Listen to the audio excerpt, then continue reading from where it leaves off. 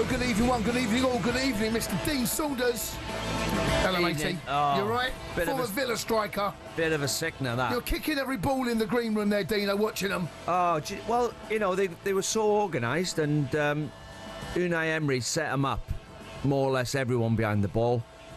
They knew they were going to get a few scares. The goalkeeper had to play well, but the first goal's a wonder goal, the second goal's a wonder goal, and the third goal's a wonder goal. But to happen in injury time there, 2-1's a great result. 2-1, yeah. I would have took that before they went 2-1, 1-0. I think Paris Saint-Germain would have been very disappointed had it gone 2-1. I think they would have felt that was a really wasted chance. They were the best side by some distance. Villa, tactically, the way that he set them up, I can see exactly what he was trying to do. Contain, try and counter with the pace of Rashford over the top. In fact, you can make a very good case to saying it nearly worked because they get the nose in front. The problem I have with the way that Unai Emery set them up tonight was that I don't think you can do that for 90 minutes. You need to be at some stage, have a little bit more ambition to close the ball down, sitting into a 6. At one stage, the shape of the team was a 6-4, no striker. Yeah. And you're inviting trouble. And I wonder whether if he was to do that again, he would have them engage the ball a little higher up. And I felt that you allowed PSG to dictate the play, dictate the game when they are a really good team. I can see what he was thinking, and you can make a case to say, with 30 seconds, a minute left of injury time, if they go back to Villa Park with just a 2-1 deficit, you can say they're in, they've got a chance. I think Jim Proudfoot's puncher's chance is perfectly put. But now, I think this is a huge chasm for them.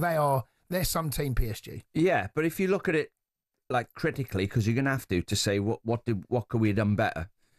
This is always the danger when you get everyone behind the ball and you're playing in the last third, basically. Defending your final third. One pass can do all 11 of you. If you let a world-class player at this level, if you let world-class players pick their head up 35 yards from goal, they will pick the right pass, they can play the pass, and the strikers that they're hitting the ball to see the run that's needed. You can't let good players pick their head up. For me, you might as well not played Rashford.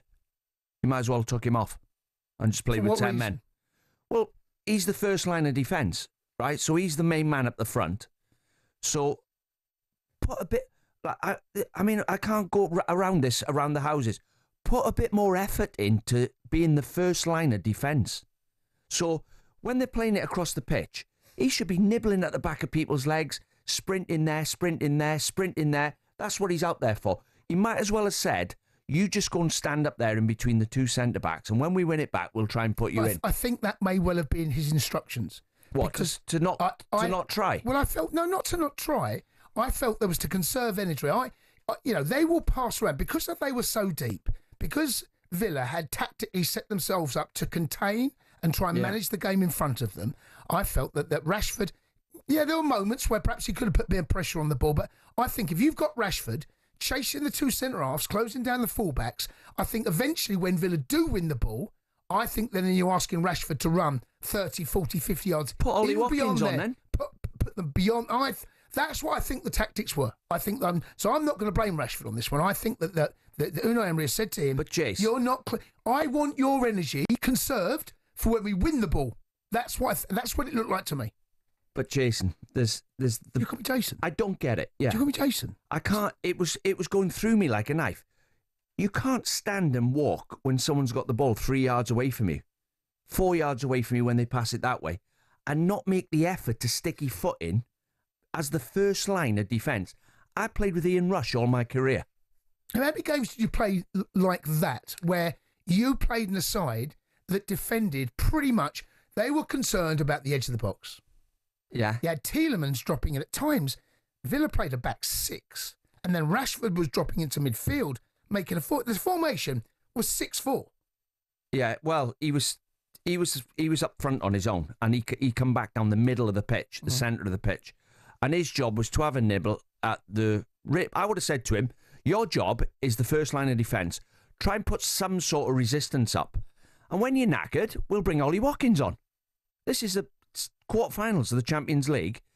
Give it everything you've got. Okay, let me ask you this: if Unai Emery doing 5-yard shuttles, if Unai has told him, as I suspect, conserve your energy because it's going to be a long time out there. I don't want you making shuttle runs between the two centre-halves and burning yourself out on balls you have no chance of winning. If he's told him that, do you think tactically he's got that wrong? Well, that's not what I'm on about. I'm on about when they come into Villa's last third and they're 35 yards from goal and they're playing it around the arc and he's 35 yards from his own goal. So there's 5-yard shuttles to be done. In fact, you're not doing 60 yards runs every 5 minutes so your legs have gone. You're just doing like 200 5-yard little sprints and putting some resistance up. But it is the danger when you put everyone behind the ball that it becomes passive and then you're not closing down. But no one was closing down. No, you're just standing thinking you're safe. Until the final thirds. You put the pitch as thirds, PSG, and then the halfway line in both halves, and then the final third. Really, Villa did not engage the ball, and I felt they could have done a bit more, another 10 yards higher up the pitch. Look at the last goal. Yeah. That's exactly what you're on about. Well, Dembele comes off the back four, turns, and puts one ball down all four of them. Yeah. You can't let good players pick their head up 35 yards from goal. But saying that, and I don't want to be too hard on Rashford because he's done better since he's gone to Villa, but that game there, I've played in that position. You can't just walk about in the quarterfinals of the game and not, like, how many times you got the ball back for your team tonight? How many times have you got the ball off Dino, them? I genuinely, honestly feel that Unai Emery has told Rashford, I do not want you doing 25 or 15 or 10-yard sprints on a ball you can't win, because if he does win it, what happens next? There's no support for him because Villa are so deep. I'm not even sure about winning it. What I think he could have done a little better is put pressure from behind the ball to maybe rush a pass. That I think you could have done a bit, but by closing down the ball in front of him, I don't see even if he wins it what he's going to do, what he's meant to do with it. Villa fans, it's a tough night for a striker, no matter. It's a tough night for everyone for playing in that position, and they've all done what the managers asked them to do, and tactically they were right, and a bit of brilliance has done them as well. You know, you've got to say all 3 goals were great goals. PSG for 90 minutes, mate. I think there needs to be something's got to say. But like I said, you know, the wingers are that good though, Jace. If you open up and you leave them a bit of room. About if there's a better wide man, you know, there's a couple of brilliant wide men. We saw Saka last night. You know what he can do. We've seen players in various. I mean, I don't know where you guys listening to this have seen Barcelona tonight as well. Wow, they look pretty awesome as well. So there's some big teams left in the Champions League. It looks almost certainly now that Arsenal are going to be taking on PSG. I'd love to hear from Gooners. What do you think? 03717 2233. Let's go to the lines. Let's go and speak to Charlie, who's a Villa fan. All right, Chaz. Hi, Charlie. Hello, boys. How's it going? On the Villa. Very good, yeah.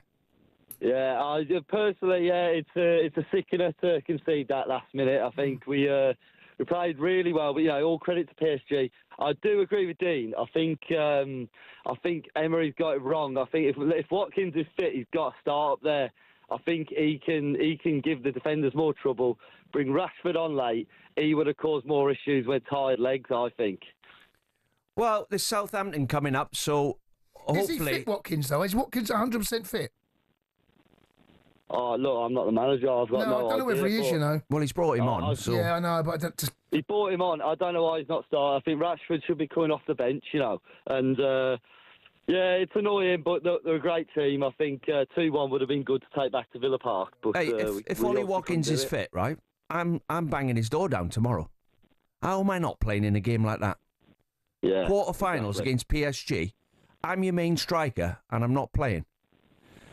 Whether Unai Emery has thought this is going to be a tough night, whoever plays up there, because I'm going to ask you to just sit back in your own half, so let Rashford do it, save Ollie Watkins his legs. But Southampton, and then PSG again, then Newcastle, then Man City. So big games for got to win them all now, yeah. Are you out of it, George, or do you still have some hope? Sorry, Chaz. Sorry, Chaz. What's that? No, we still definitely got hope. It'll be a big atmosphere at Villa Park.